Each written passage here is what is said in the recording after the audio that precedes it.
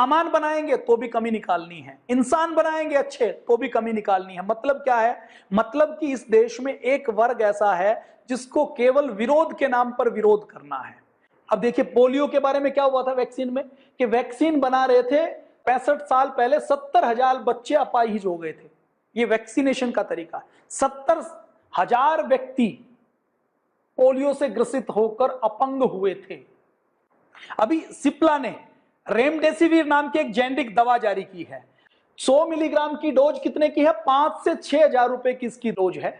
आप बताइए कितने लोग हैं जो इसको ले सकते हैं? और ये आप देखिए, इसके नीचे देखिए, ये खबर है, ये खबर आप इंटरनेट के ऊपर देख सकते हैं, प्रतिष्ठित न्यूज़पेपर की खबर है। आगे कहते हैं 2 करोड़ से ज्यादा कोरोना मरीजों को रेमडेसिविर उपलब्ध करवा दी जाएगी। अब 2 करोड़ लोगों को 5,000 रुपए की दवाई बेची तो आप कैलकुलेट कर लीजिए कितना बनता है। ये तो केवल 2 करोड़ का है और हिंदुस्तान में आबादी 130 करोड़ की है। 130 करोड़ को 5,000 से गुणा कर लीजिए, कैलकुलेटर फेल हो जाता है। जितनी जीरो लगेंगी ना वो कैलकुलेटर के अंदर आती नहीं है। तो ये होता। अब आगे क्या कहते हैं कि इस दवा का ट्रायल अमेरिका में, यूरोप में, एशिया में 60 सेंटर के 1,000 मरीजों के ऊपर किया गया था। ट्रायल में दवा ने बेहतर रिकवरी में मदद की। रेमडेसिविर दिए जाने वाले मरीजों में मृत्यु दर 7% रहा, मतलब 100% ये भी नहीं की। इसमें किसी ने सवाल नहीं किया कि वेंटिलेटर के ऊपर कोई है जिसको कैंसर पहले से है, जिसको बीमारी है, उसको ये ठीक करेगी कि नहीं करेगी। 5,000 रुपए में लेने के लिए तैयार है। किसी मीडिया हाउस ने विरोध नहीं किया। इसके लैब की रिपोर्ट की क्लिनिकल कंट्रोल ट्रायल यूरोप में, अमेरिका में हुआ तो परमिशन किससे ली थी?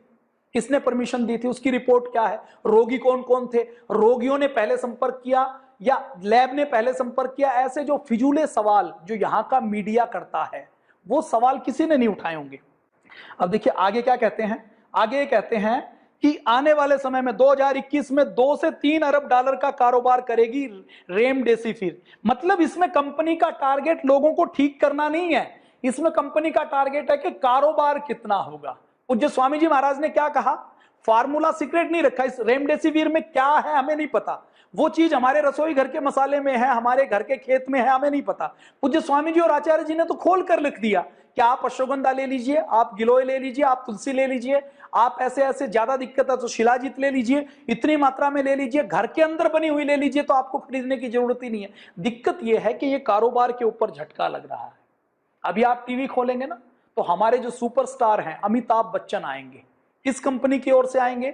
मैनकाइंड की ओर से आएंगे। क्या कहेंगे कि कोरोना वॉरियर्स का हम अभिनंदन करते हैं। अब उस एड के अंदर मैनकाइंड का केवल एक बार लोगो दिखाई देता है, उसके अंदर कोई दवा के बारे में कुछ नहीं कहा गया। इसका मतलब क्या है? वो एक तरीके से डम्मी एडवर्टाइजमेंट है। डम्मी एडवर्टाइजमेंट मतलब मीडिया हाउस को पैसा देना है, चाहे कुछ भी चला दें, ये फीड तो उनके पास जाने वाली है। तो ऐसी एडवर्टाइजमेंट करने का काम ये फार्मा लॉबी करती है।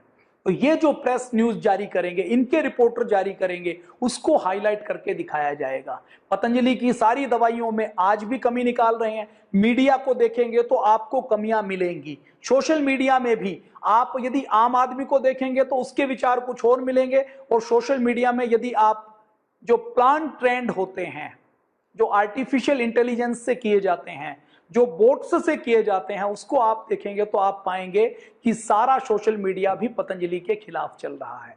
निर्णय आपको करना है कि पतंजलि का उद्देश्य रोगी को बचाना है या दवा बेचना है। पतंजलि जो रास्ता बता रही है वो ट्रेड सीक्रेट रखती है, छुपा कर रखती है कि सबके सामने खोल कर रखती है। पूज्य स्वामी जी महाराज तो सुबह 5 बजे आते हैं तो पहली बात यही कहते हैं कि सारी दवाएं, सारे केमिकल, सारे साल्ट, सारे हार्मोन्स हमारे भीतर हैं, बाहर से कुछ लेने की जरूरत नहीं है। बाहर से लेना भी पड़े तो वो सारे केमिकल, साल्ट, हार्मोन हमारी रसोई घर के मसाले में है।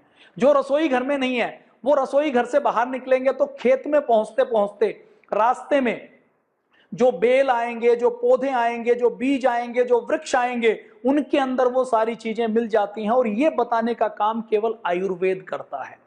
और ये जो ट्रेड सीक्रेट होते हैं ना, कि एक लुटेरा दूसरे लुटेरे की पोल नहीं खोलता।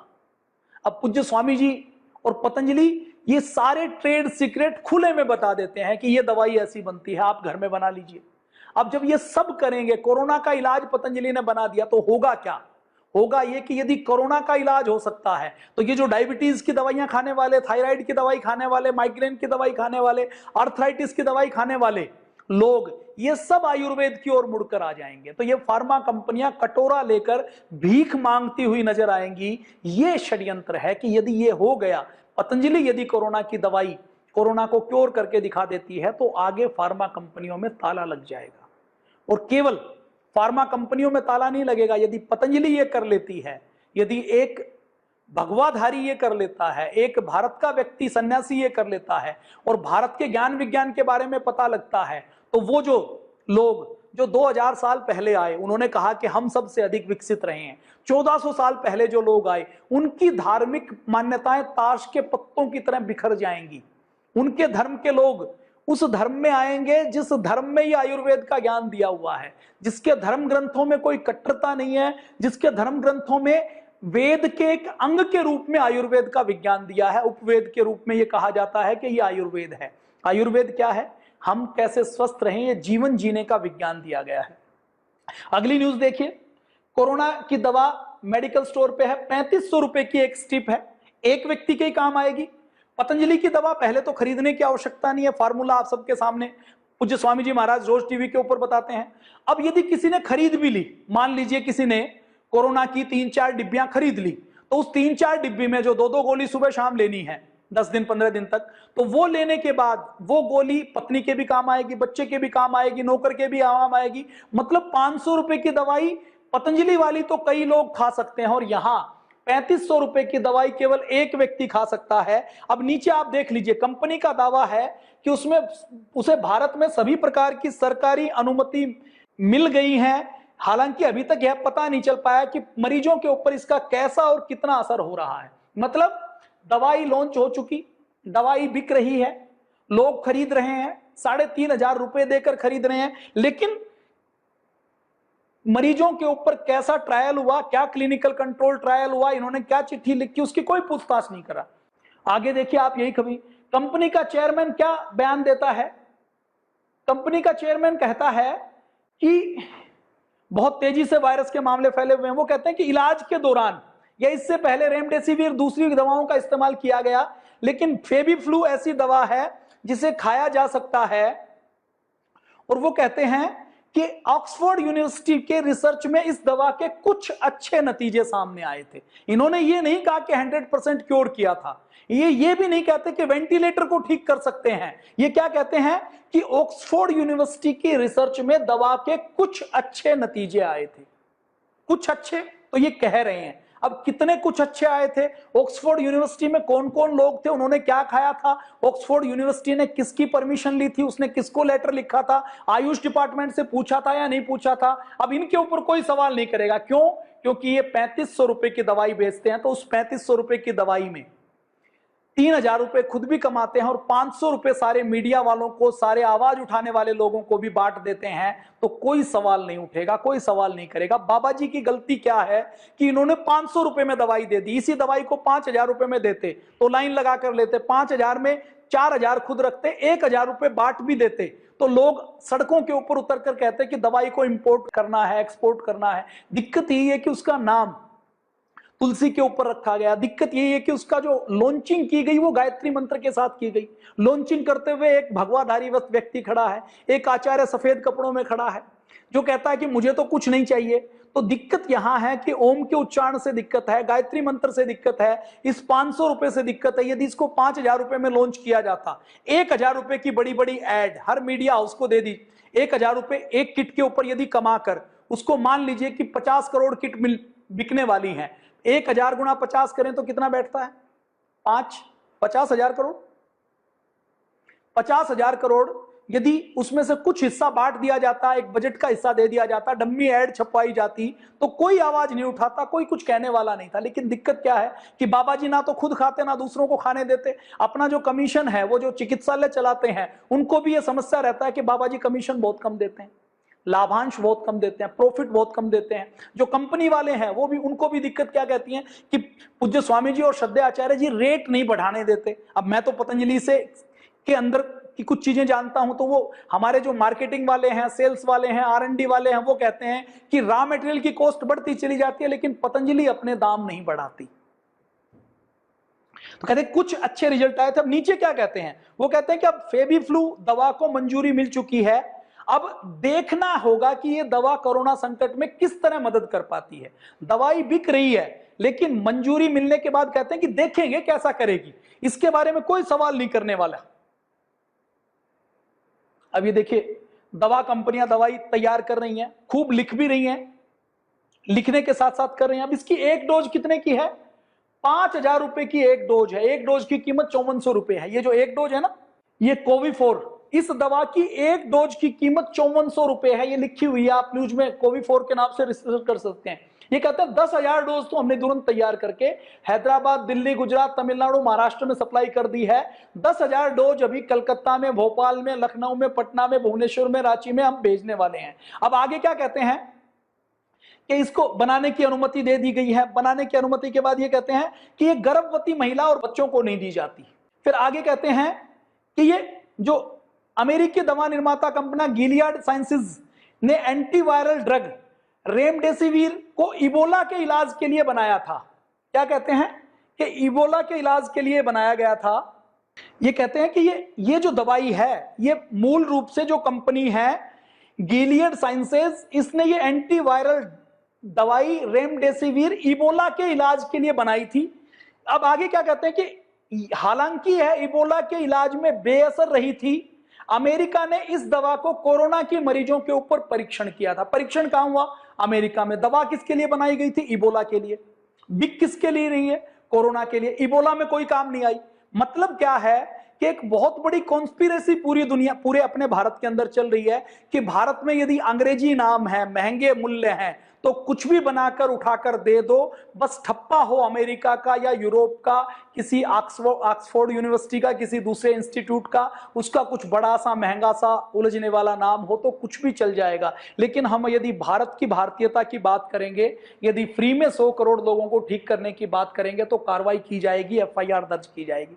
अब बाबा रामदेव के ऊपर, पतंजलि के ऊपर जो ये कर सकते हैं, आप कल्पना कीजिए, क्या कोई दूसरा व्यक्ति हो सकता है जो कहे भी कि गिलोय का काढ़ा पी लीजिए? उसको तो तत्काल चमत्कारिक औषधि और उपचार ड्रग के एक्ट के तहत जेल के अंदर डाल दिया जाता है, कार्रवाई करने की धमकी दी जाती है कि आपने चमत्कारी दावा कर कैसे दिया। ये सारी दवाइयां दावा कर रही हैं, इनके ऊपर कोई कार्रवाई नहीं है। अब इन सारी दवाओं के क्या क्या साइड इफेक्ट हैं, मैं कोई टिप्पणी नहीं कर सकता, लेकिन जो मुझे पता लगा है, अपने कुछ जुड़े हुए डॉक्टर्स ने बताया है, वो ये बताया है कि इसमें कोई दवा तो लीवर के ऊपर इफेक्ट करती है, कोई किडनी के ऊपर करती है, कोई नर्वस सिस्टम के ऊपर करती है। अभी 2018 में आपने देखा होगा कि भारत की सरकार ने 322 दवाओं के फार्मूलों के ऊपर रोक लगाई थी, बैन लगाया था। और क्यों लगाया था? क्योंकि वो दवाएं दुनिया के दूसरे देशों में पहले ही बंद हो चुकी थी, भारत में अभी तक चल रही थी। 2016 में कोशिश की गई कि इनके ऊपर रोक लगाया जाए, बैन लगाई जाए। देश की सरकार राष्ट्रवादी सरकार है, अच्छी सरकार है, तो वहां पर प्रयास किया गया स्वास्थ्य मिनिस्ट्री ने कि इसके ऊपर रोक लगाई जाए। 2016 में रोक लगाने की बात की तो ये कंपनियां कितनी ताकतवर हैं, ये कोर्ट में चली गई और रोक लगाते लगाते सरकार को 2 साल लगे उन दवाइयों के ऊपर रोक लगाने में कि जो आदमी को ठीक नहीं करती थी, ठीक की जगह बीमार करती थी। दूसरे देशों में बैन थी, लेकिन भारत में बिक रही थी। क्यों? क्योंकि भारत के अंदर तो जो लोग रहते हैं उन लोगों की कोई कीमत नहीं है। अब आप देखिए, कोरोना के इलाज के लिए 103 रुपए की गोली आ गई फेबीफ्लू की। अब ये कोई दवाई आई के बारे में चर्चा है जिसमें कहते हैं 1 साल तक बचाएगी।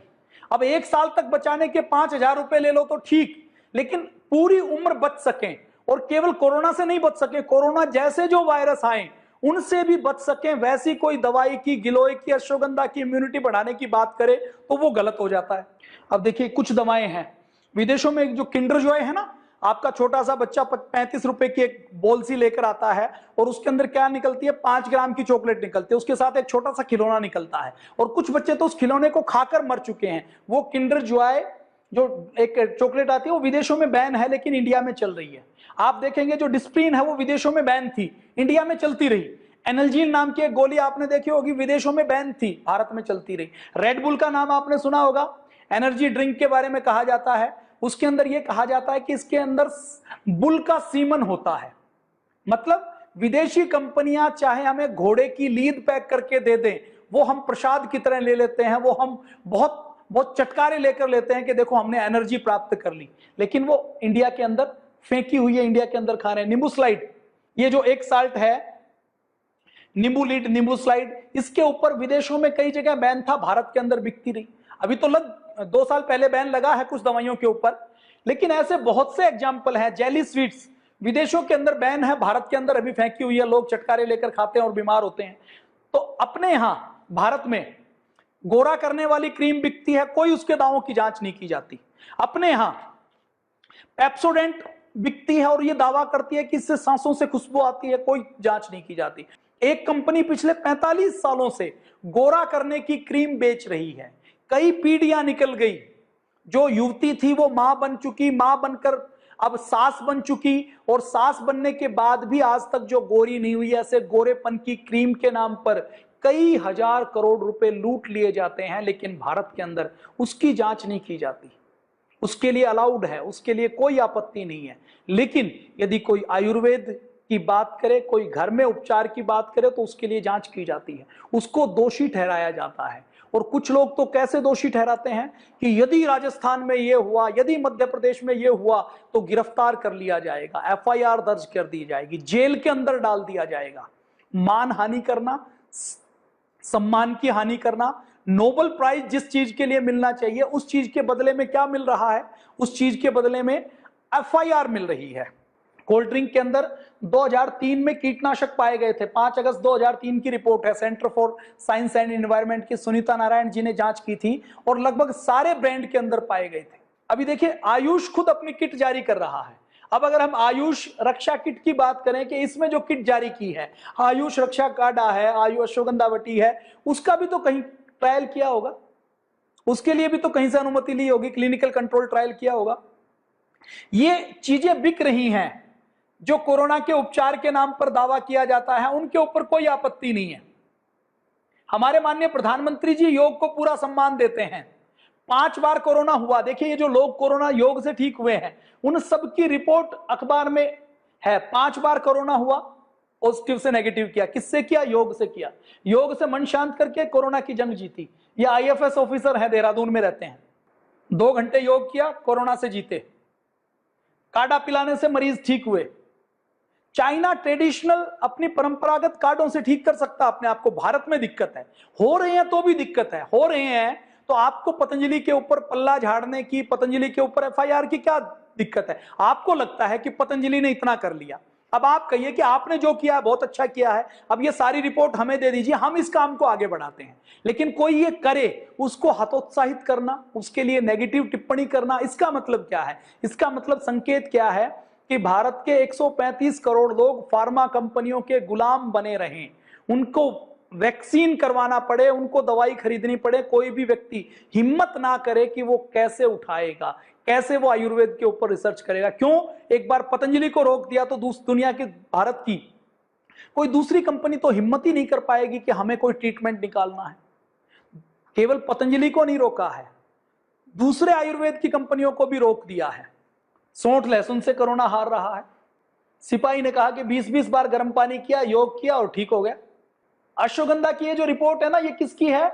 आईआईटी और जापान के विज्ञान संस्थान का संयुक्त शोध है, ये पतंजलि का नहीं है। जो लोग ये सोचते हैं कि पतंजलि ने ठीक नहीं किया, तो ये 20 मई की रिपोर्ट देख लीजिए, आप गूगल कर लीजिए, वो खुद कहती है, जापान का जो साइंस इंस्टीट्यूट है उसने की है और दिल्ली आईआईटी ने की है। पतंजलि ने लॉन्च की उससे 20 दिन पहले, 25 दिन पहले की है कि अश्वगंधा के अंदर ये चीजें हैं जो कोरोना को मल्टीप्लाई होने से रोकती हैं। अब ये देखिए, कोरोना की दवाई आपके शरीर में ही है। डॉक्टर राजश्री सिंह जो आईजी हरियाणा की है, वो कहती हैं, वो कहते हैं इम्यूनिटी बढ़ाने के लिए क्या है? योग करो, व्यायाम करो, घर का खाना खाओ, आंवला लो, फल खाओ, खट्टे फल खाओ, हरी सब्जियां खाओ, दाल खाओ, गुड़ खाओ, शुद्ध तेल खाओ, तुलसी का पेय लो, दूध दही लस्सी खाओ, तो ये हमारी इम्यूनिटी को बढ़ा देंगी। अब लोग क्या रिकमेंड कर रहे हैं कि दिन की शुरुआत च्यवनप्राश से करें, उसके बाद हल्दी वाला दूध लें। कोरोना पर आयुर्वेद का ब्रह्मास्त्र चलेगा, मतलब पूरी दुनिया आयुर्वेद की बात कर रही है, आयुर्वेद के पीछे चल रही है। अमेरिका में, लंदन में हमारे एक डॉक्टर हैं, डॉक्टर, मैं नाम नहीं लूंगा, डॉक्टर अशोक जी हैं, वो कहते हैं कि कोरोना फैला, मैंने पेशेंट का इलाज भी किया, वैसी पीपी किट और ऐसे डर में नहीं किया क्योंकि मैं आयुर्वेद का प्रयोग करता हूं, और हमने लंदन में जो कोरोना फैला उसमें बहुत से मरीजों को हमने इम्यूनिटी बढ़ाने के लिए आयुर्वेद के उपचार दिए और उनकी इम्यूनिटी बढ़ी, उनका बीमारियों से बचाव हुआ। अब ये देखिए, नीम से, गूगल से, सरसों से कैसे हमन से कोरोना भाग सकता है। 73 की उम्र में, वो कहता 73 साल की उम्र में जो लोग कहते हैं ना लोग मर जाते हैं, 73 की उम्र में योग किया और योग करने के साथ साथ आयुर्वेद का गिलोय का सेवन किया और 6 दिन में नेगेटिव हो गया। अब अगर ये हो रहा है तो हम इसको ना बोलें क्या?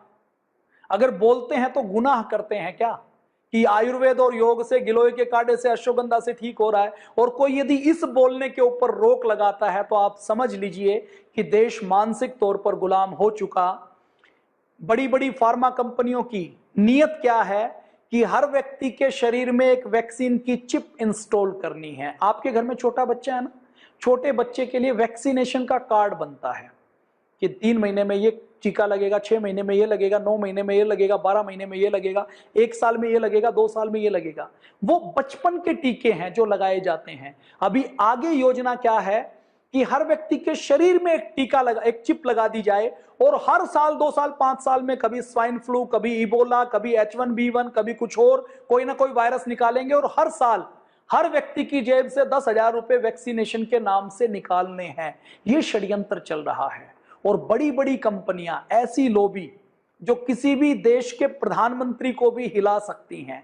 सरकार किसकी बनेगी, हेल्थ मिनिस्टर कौन बनेगा, मीडिया क्या छापेगा, किसको हीरो बनाना है, किसको जीरो बनाना है, किसको फर्श पर डालना है, किसको अर्श में पहुंचाना है, ये तय करने का काम वो करते हैं।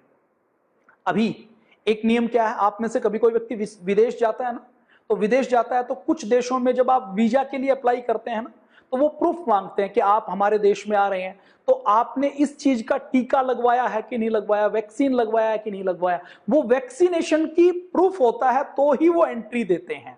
ऐसे ही उसमें देखिए, वैक्सीन के ऊपर मैं अभी टिप्पणी नहीं कर रहा। वैक्सीन में जो जरूरी वैक्सीन है, जो प्रूव है, जिनके अंदर कोई षड्यंत्र नहीं है, उनको प्रयोग किया जाता है। चेचक का टीका भारत में भी लगाया जाता था। लेकिन मैं यदि आज बात करूं कि सारे वैक्सीनेशन जरूरी हैं क्या, क्या सबसे ट्रीटमेंट होता है, सबकी कितनी उपयोगिता है, कौन से वैक्सीनेशन ऐसे हैं जो केवल पैसे बनाने के लिए किए गए हैं, उसके ऊपर यदि बात की जाए तो आने वाले समय में ऐसी योजना है कि हर व्यक्ति के शरीर में चिप लगा दी जाए। जैसे हम पासपोर्ट को स्कैन करते हैं ना, कोई व्यक्ति कहीं भी ट्रेवल करेगा तो उसको जगह जगह चेक पोस्ट बना दी जाए कि आप दूसरे देश में जाएंगे तो सारे वैक्सीनेशन होने जरूरी हैं, वैक्सीनेशन नहीं तो आपको एंट्री नहीं मिलेगी, वीजा नहीं मिलेगा। ऐसी योजना भी चल रही है। अब देखिए, आयुर्वेद की खुराक से संक्रमण मुक्त हो गए। अब ये सारी पतंजलि की रिपोर्ट नहीं है, कोई मेरठ की है, कोई इंदौर की है, कोई जबलपुर की है, कोई भोपाल की है, कोई दिल्ली की है, कोई महाराष्ट्र की है, ये अलग अलग स्थानों की है। अब क्या सबके ऊपर मुकदमा दायर करेंगे क्या? कोई व्यक्ति कह रहा है कि मैं आयुर्वेद की खुराक से ठीक हो गया, तो अब उसको जेल में डालेंगे क्या कि आपने खुराक ली, उस खुराक का क्लिनिकल कंट्रोल ट्रायल हुआ या नहीं हुआ, वो खुराक लेने से पहले आपने हमारी अनुमति ली या नहीं ली। अब पतंजलि के ऊपर आरोप क्या लगाया कि जी आपने ये सूचना नहीं दी। अभी देखिए, फेफड़ों की सूजन जो श्वासारी वटी खत्म करती है ना, ये श्वासारी रस का फार्मूला हजारों सालों से भारत में प्रयोग होता है, आज का नहीं है। केवल ऐसा नहीं कि आज मन से कुछ बना दिया हो। इस श्वासारी रस के फार्मूले में तय है कि क्या क्या कितनी मात्रा में पड़ेगा, उसके आधार पर इसका फार्मूलेशन होता है। और जो लोग जिनके मन में ये धूल जमी हुई है ना कि मॉडर्न मेडिकल साइंस में ही साल्ट का प्रयोग होता है, मात्रा का निर्धारण होता है, तो आपकी जानकारी के लिए बता दूं, पूरी दुनिया का जो सबसे पहला ब्रांड रहा है वो ब्रांड च्यवनप्राश रहा। सबसे पहला फार्मूला रहा है ना, वो च्यवनप्राश है, दुनिया का सबसे पुराना फार्मूला, जिसका फार्मूला हमारे पूर्वजों ने लिखा है कि इसमें इतना ये पड़ेगा, इतना ये पड़ेगा, इतना ये पड़ेगा, और ये जो बनेगा वो च्यवनप्राश कहलाएगा और इससे ये फायदे होंगे। तो पूरी दुनिया को फार्मूलेशन देना, स्टैंडर्डाइजेशन देने का काम हमने किया है। गूगल कर लीजिए दुनिया का सबसे पुराना ब्रांड कौन सा है, तो आपको च्यवनप्राश का नाम मिलेगा। ये कोई जॉनसन एंड जॉनसन से लेकर जितने ब्रांड आप आज देखते हैं, लिवाइस से लेकर, रीबॉक से लेकर, जॉनसन से लेकर, फाइजर से लेकर, ये सारे ब्रांड है, ये तो 300 साल के ब्रांड है। आधुनिक युग के ब्रांड तो 300 सालों में सिमट जाते हैं। हमारा च्यवनप्राश तो वो ब्रांड है जो हजारों सालों से चला आ रहा है।